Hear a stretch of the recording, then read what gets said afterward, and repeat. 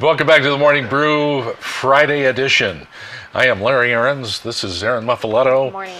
We are delighted to have a newly published author, local author, on the program with us today. Gale O'Brien is here. Gale has written a book called Transformation, Creating an Exceptional Life in the Face of Cancer.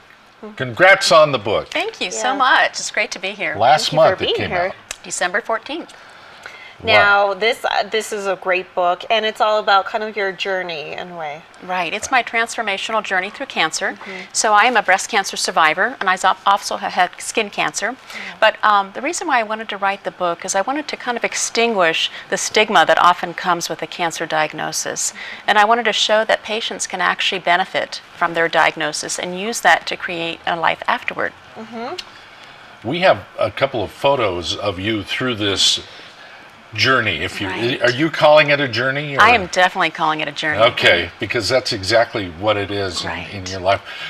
First, the background. When did you get diagnosed? Well, I was diagnosed in Breast Cancer Awareness Month, if you can believe it, October 2012. I went in for my usual mammogram that I do every year, and I got a call back. And it was not unusual to get a call back.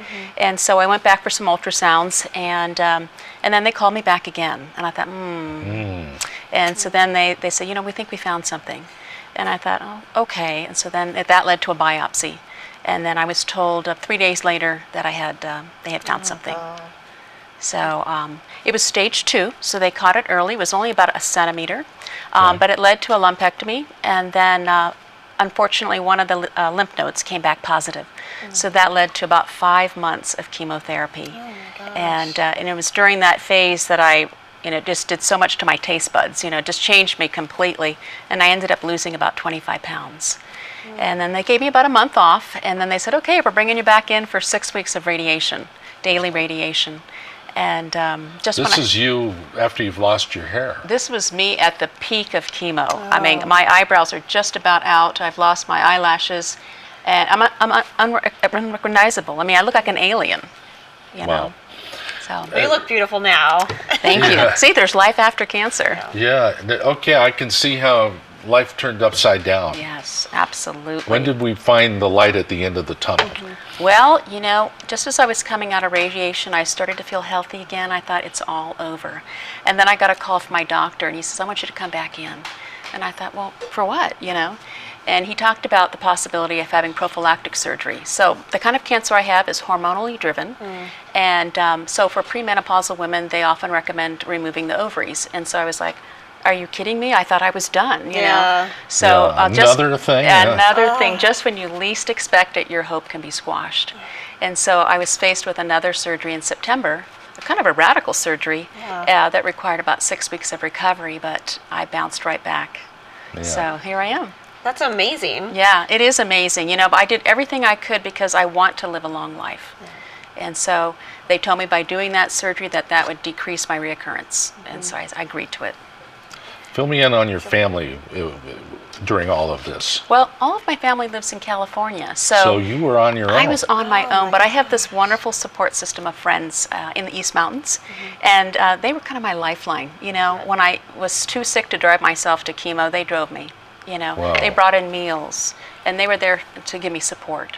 So I did have my family fly in a couple times. So, yeah. That's good having that support with you. Yes, and both of my sons are grown. One lives in Idaho and one lives in Connecticut, and they flew in for Christmas, and it happened that my chemo was happening during Christmas, and they took me to my infusion. So people rally around you, when you're sick.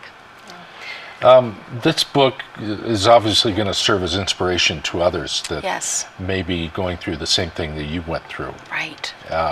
Was that in the back of your mind as you were writing this, or was that your... Most definitely in the back of my mind. When I was first diagnosed, I was very frightened and scared. And it was around the 4th infusion that I invited a friend to drive me to the cancer center, and I expressed my fears to her. And she was an 18-year cancer survivor. And I said, what's your secret for living so long? And she said, get the book Love, Medicine, and Miracles by Dr. Bernie Siegel. And I said, what's so great about this book? She goes, just read the book. And so I went home and I ordered up the book and I got it. And inside the book, Dr. Siegel explains how when patients set an intention to live, they can actually change the course of their survival. And so it's this mind-body connection, this inner locus of control, where a patient actually feels that they have control over the actions and the events in their life. And when you have that control, you can actually feel like you're driving your life. You're in control. You're driving Very, it. very fast. We got a chance to meet you. People want to meet you and Yes. get the book. Where is this going to be? Well, my first author chat and book signing will be at Greenside Cafe in Cedar Crest, New Mexico. Good. It'll be on Saturday, January 18th at 3 p.m.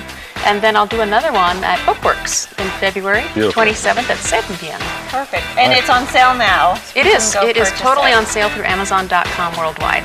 Great. You're an inspiration, Gale. Thank you so much for Thank you having so me. much, It was Gail. great to Congrats on come. the book. Gale O'Brien with us here on The Morning Brew.